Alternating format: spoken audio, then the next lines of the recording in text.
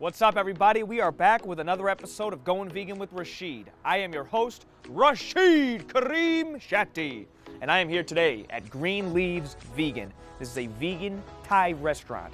Today I'm going to try out some vegan pad Thai with soy peppered steak. Let's see how Green Leaves does vegan pad Thai. All right, guys, we got our vegan pad Thai right here. First impressions is how accurate the presentation is. I'm amazed. The vegan soy peppered steak looks identical to the real deal. Noodles look the same. We've got some bean sprouts in here. We've got some little pieces of shredded carrot in here. There's tofu in here as well. And then there's also crushed peanuts. Came with some sriracha sauce that I put on there as well. Add a little spice. Let's see if it passes the taste test, though.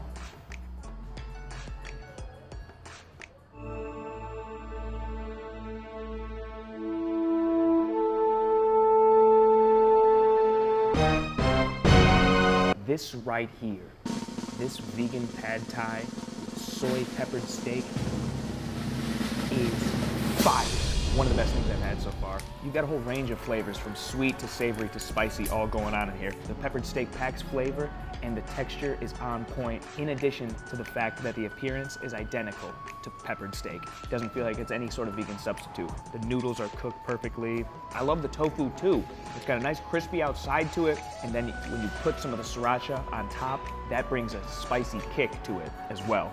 I can't tell that this is vegan. It tastes identical to any plate of pad Thai I've ever had. Overall, one of the best things I've had on this show and one of the best plates of pad Thai I've ever had. All right, guys, that wraps up another episode of Going Vegan with Rachid. Please like, subscribe, leave a comment, and tune in again next week for another episode.